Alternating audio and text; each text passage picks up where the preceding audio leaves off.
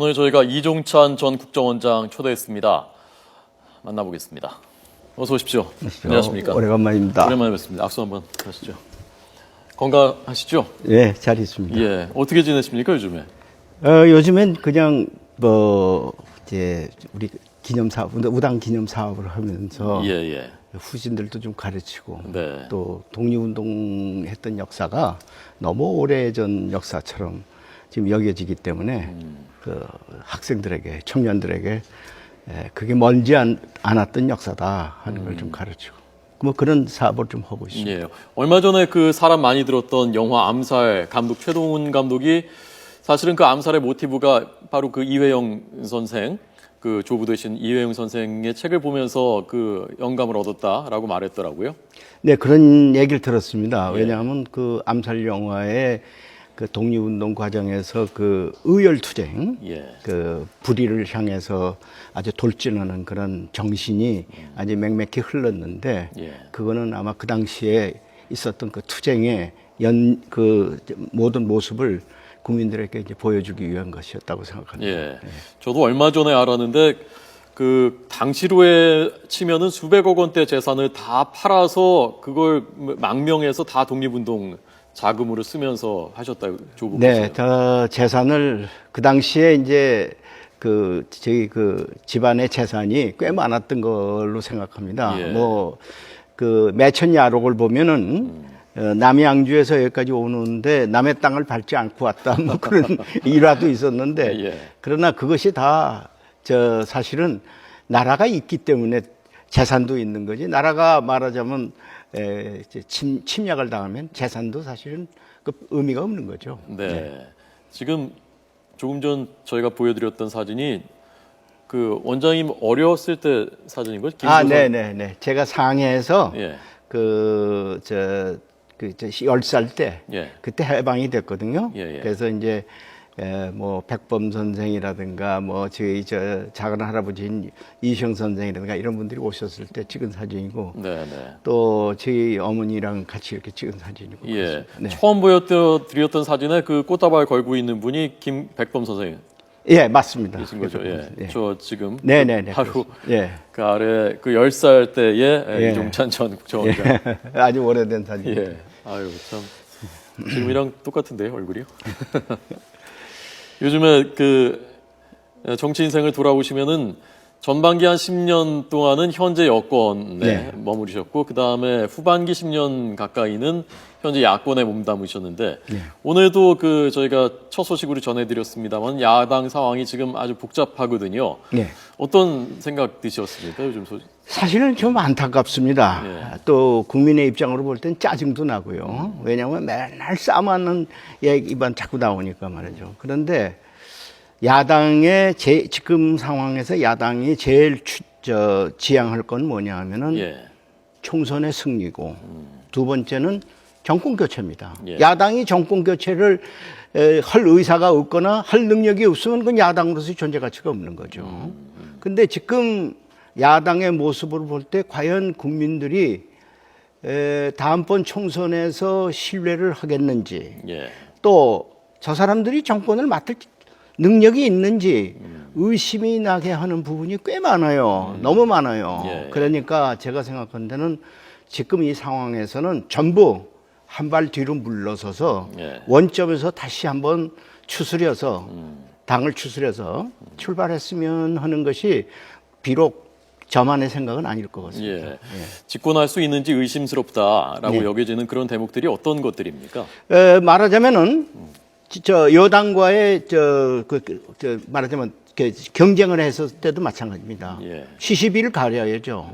그러나 그 당의 입장에서 볼 때 예. 합의해 줄 건 딱 합의해 주고 네, 네. 거부할 건 거부하고 이런 것이 아주 그 진퇴가 분명해야 될 텐데 가끔 보면은 계속 여당에서 내놓은 걸 계속 반대만 하는 이런 야당의 모습은 저는 옳지 않은 것 같습니다. 그런데 네, 네. 지금 이 후반기에 들어와서는 상당히 그런 부분을 이제 의식을 한 것 같아요. 그래서 요새는 좀 여당이 내놓은 법안이라도 이것이 타당하다 그러면은 서로 보완을 한다고 그럴까 이런 상황이 좀 보여지는 것 같은데 네. 이제 마지막에 지금 몇 가지 법안이 남아 있습니다만은 그 부분에 대해서는 조금 더 야당이 대승적 견지에서 지금 상당히 경제가 어렵지 않습니까? 네, 네. 일설에 의하면 지금 97년 IMF 사태 직전과 유사점이 많다 이런 것을 지금 얘기하고 있는데 예.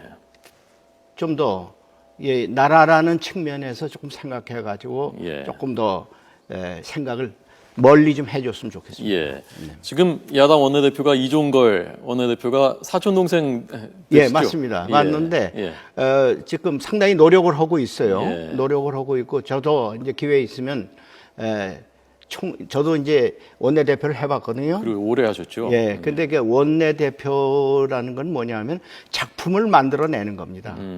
예, 작품을 어떻게든지 작품을 하나씩 만들어내는 것이 일이 되도록 하는 원내대표의 임무입니다. 예. 이제 그러기 위해서는 야당 원내대표가 여당 원내대표의 입장에도 서보고 여당 원내대표가 야당 대표의 입장에도 서서 역지사지를 한번 생각해 보자. 예, 예. 예, 그럴 때 가장 그 판단의 척도는 어디냐? 네. 이게 나라를 위해서 옳은 거냐? 이게 아니다. 이제 이렇게 부정할 거냐? 예. 이것을 빨리 결정을 해야 되겠죠. 예. 얼마 전에 그 김영삼 전 대통령 서거하시고 국가장 치렀는데 네. 여러 가지 아마 소회가 있으시지 않 만감이 교차하시지 않았을까 싶어요. 그래서 제가 1차로 예. 조문을 갔습니다. 아, 그러셨군요. 예, 아주 빈소 차리자마자 네. 조문을 갔는데 그때만 해도 사람이 그렇게 많지는 않았었을 때인데 예. 마침 지금 김무성 대표도 거기서 뵙고 또 김도경 전 의원도 뵙고 그래서 제가 예. 아주 이제 상주 노릇하느라고 수고가 많다는 농담을 좀 하고 왔습니다. 예. 그때 아까 말씀하신 원내대표 그 당시 명칭으로는 원내 총무하실 때 파트너가 바로 상도동계 김동영 지금 작고하신 아주 터프했었던 분이죠. 아, 터프했다는 건 어떤 네, 의미입니까? 굉장히 참 접근하기가 어려웠었습니다. 아. 그런데 역시 오랜 시간을 가지고 예. 또 피차에 자기 입장만 고집하는 것이 아니라 다른 사람의 입장에서도 서보고 해서 예. 오랜 동안 정말 대화를 나누어 가지고 네. 나중에는 아주 친한 친구가 됐습니다. 아, 그러셨군요. 네. 나이도 같으시다면서요? 나이도 같습니다. 예. 네. 김영삼 전 대통령과는 민자당에서 92년에 대선 후보 뽑을 때 그때 경쟁하셨었던 네. 그 사이이고 예. 좀 안 좋은 기억이 더 많이 남아 있으시지 않을까 싶어요. 그래요. 뭐 제가 예. 제 입장에서 김영삼 전 대통령에 비해서 관록으로나 경험으로나 무엇이라나 제가 따라갈 수가 없는 사람이죠. 그러나 저에겐 한 가지가 꼭 필요했습니다. 예. 저희들이 민정당을 창당을 했거든요. 근데 민정당이 하루아침에 이 3당 합당으로 없어졌단 말이죠. 예. 그러면 그 민정당이 왜 했느냐 하는 정도의 어떤 것은 역사에다가 한번 말씀을 드릴 이유가 있습니다. 그 국민에게 그걸 설명을 해야 됩니다. 근데 그냥 3당 합당해서 김영삼 대통령 나오면 박수나 치고 끝나면은 그러면 그런 민정당이 왜 생겼느냐에 대한 설명이 부족할 거 아니겠습니까? 저는 물론 여러 가지 부족하지만은 사실은 저 이외에 저보다도 저 훌륭하신 분이 있었습니다만 그분이 못 나오게 돼서 예. 제가 선택을 했습니다. 이 기회에 민정당을 왜 했는지 이 문제에 관해서는 분명하게 예. 내놓고 경쟁을 한번 해보자 이런 네. 생각이 있었습니다. 예. 민정당에서 원내 총무 2번 하셨고 사무총장 하셨고 또 정무장관도 네, 그 네. 당시에 하셨었고요. 네. 국민들이 5공화국 때 민정당, 민주정의당 하면은 좀 부정적인 인식들을 더 많이 갖고 있단 말입니다. 근데 네. 지금 장관께서는 긍지를 갖고 계신 것 같은데요, 민정당에 대해서. 저는 물론 민정당이 창당할 때는 예. 많은 그 정치인들을 이렇게 묶어놓고 창당을 했기 때문에 예. 창당 자체의 정당성은 상당히 훼손된 것은 사실입니다.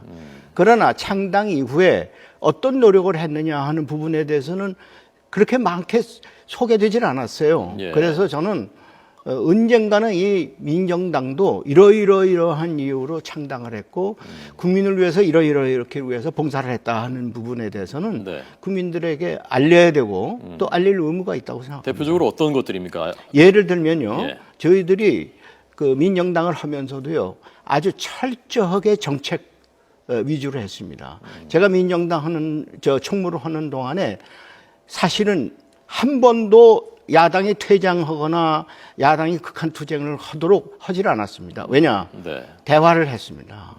첫 번째 들어가자마자 야당이 보이콧했습니다. 그때 왜 보이콧했느냐? 왜 전경환 그 새마을 사무총장이었는데 새마을 예산을 5배나 늘렸냐? 우린 못 들어오겠다. 이렇게 거부했습니다. 그래서 제가 이 문제를 가지고 전두환 대통령한테 이건 부당합니다. 그랬더니 전두환 대통령 예산은 원내 총무가 권한이 있다. 예. 마음대로 해라. 예. 그래서 제가 그걸 5분의 4를 잘랐습니다.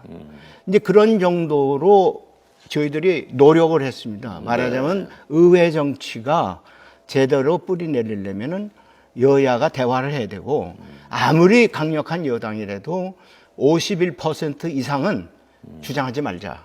야당에게 49%의 역할을 주자. 예. 이것이 그 당시에 모든 사람들의 콘센서스였습니다. 그러나 어떤 면에서 요새 여당도 51%는 야당에게 안 주는 것 같습니다. 예. 상당히 인색한 여당이 되는데 저는 여당이 아무리 강력해도 51% 이상 욕심내지 말고 네. 또 소수당에게도 역할을 줘야 됩니다. 예. 예. 한때는 그래서 뭐 다른 편에 속해 있었지만 나중에 또 같은 당을 했다가 또 나중에 갈라진 다시 김영삼 전 대통령 얘기로 돌아가면은 예. 김영삼 전 대통령의 뭐 정치적인 강점이랄까요? 그런 것은 어떤 것이라고 생각하시고 아쉬웠던 것 이런 것은 문제였다고 생각하시는 건 어떤 거였습니까? 강점은 예. 참 많죠. 그 예. 양반이. 예. 경험도 물론 많고 그러니까. 근데 그분에게 제가 이 저런 점은 내가 없고 내가 배울 점이다 하는 건 뭐냐면 예. 정치적인 아주 동물적인 감각을 가지고 있습니다. 그래서 이게 옳다 그러면 딱 잡고 예. 그 돌진력, 돌파력은 누구도 아마 따라가기가 힘들 겁니다. 그러니까 그런 정치인으로서의 강점은 있습니다. 그런 것에 근데 좀 피해를 보셨죠? 뭐 그런 것도 원장님께서는? 있겠죠. 예. 네네. 그러나 네. 그분이 이렇게 체계적이고 이런 것은 조금 부족하지 않은가 이렇게 생각합니다. 예. 예. 첫 만남 하실 때 제가 그 자서전 이번에 나온 자서전 읽어보니까 첫 만남 때 상도동으로 찾아가셨을 때 그때 뭐 대화가 3, 4분 정도밖에 안 이어지고 좀 냉랭했었다. 화제가 좀 빈곤한 것 같더라. 네. 그렇게 쓰신 걸 봤거든요. 그분은 조금 그런 점이 있어요. 상대방이 얘기를 해야 겨우 답을 하지. 예. 당신이 뭘 자꾸 이렇게 얘기하고 설득하고 이런 것은 좀 안 하는 것 같습니다. 예. 그래서 제가 자꾸 얘기를 하다가 보니까 조금 첫 번째 만남에 제가 정무장관 때니까 예, 예. 첫 번째 만남이 조금 어색해서 예. 그만 3, 4분 인사하고 끝났죠. 예. 네. 저희가 듣기로는 김영삼 전 대통령 친화력이 뛰어나서 누구든지 처음 만나면은 자기 편으로 만들고 아주 친해지고 그렇게 뭐 저 알고 있었는데 조금 다르더라고요 저희가 생각해. 예, 왜 그러느냐 하면은 예. 저희들은 이렇게 갈라섰지 않았습니까? 다른 편이었어요. 예, 다른 편이었습니다. 그러니까 저 자신도 아마 조금 이분에 대해서 이렇게 어떤 생각을 하고 계시나 하고 경계하는 이런 자세도 있었겠죠. 예. 그러니까 당신이 생각할 때 오늘은 이 정도로 끝내자 하는 그런 마음이 있었던 것 같습니다. 예. 그리고 나중에 김대중 전 대통령을 도우셨고 그래서 DJP 연합을 비롯해서 대통령 당선되는데 큰 역할을 하셨고 초대 국정원장을 DJ 정부에서 하셨고요. 김대중 전 대통령에 대해서 똑같이 여쭤보겠습니다. 어떤 강점과 어떤 약점들이 있었는지. 그 강점이라고 그런다면 굉장히 논리적이죠. 아주 사전에 모든 회의 들어가기 전에부터 준비를 철저히 하고 예. 그래서 그것을 하나씩 이렇게 다져가는 거 그거는 누구도 아마 따라가기 힘들 것 같습니다.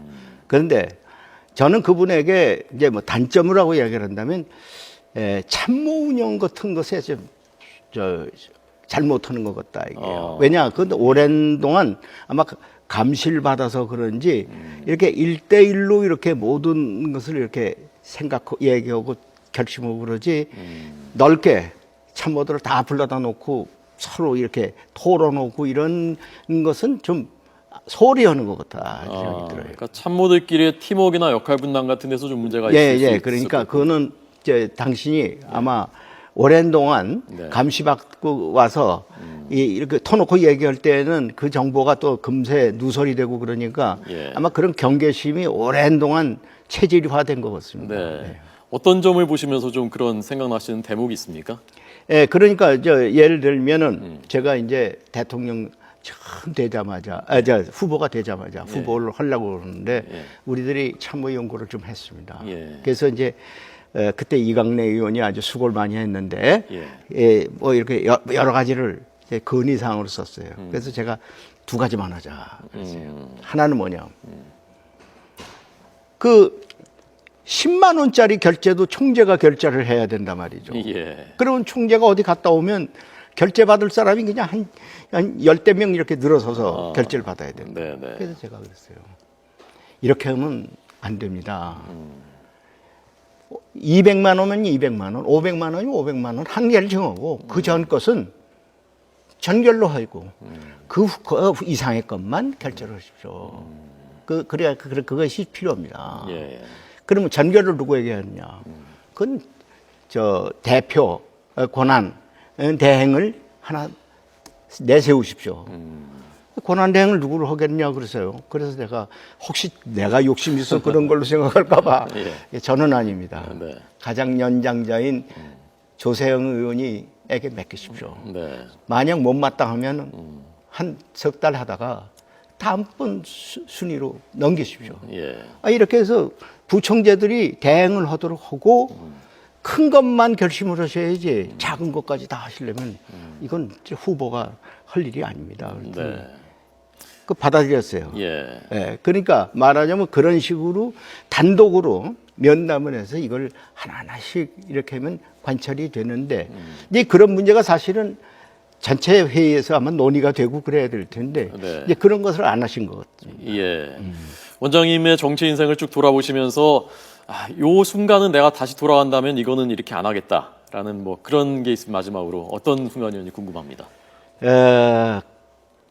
한마디로 말씀드리면 제가 국정원장은 잘못하는 것 같습니다. 그런데 그때 불가피했습니다. 왜 그러냐면 김대중 대통령은 과거에 중앙정보부로부터 피해를 가장 많이 받은 분이거든요. 납치도 당하고 뭐 또 사형 선고도 받고 이렇기 때문에 말이다. 그래서 이제 저를 거기 가라고 그랬는데 사실은 그때 거부했어야 옳았는데 거기에 못 이겨서 간 것은 제가 다시 거의 15년이나 근무하고 나왔는데 다시 돌아간 것은 제가 잘못한 거 아니고 불가피했지만 잘못했다 이렇게 생각합니다. 그러니까 정치를 계속 하셨어야 되는데 그러셨다는 말씀입니다. 그것도 뭐 역사의 운명이 아닐까 저는 그 생각을 그렇게 해봤습니다. 저도 생각합니다. 20년 대한민국 정치사에서 뭐 중심에 계셨던 분이기 때문에 저희가 이 얘기를 20분 동안 듣기가 너무나 짧고 아쉽습니다. 나중에 다시 한번 또 모셔서 좀 더 들었으면 좋겠습니다. 감사합니다. 오늘 고맙습니다.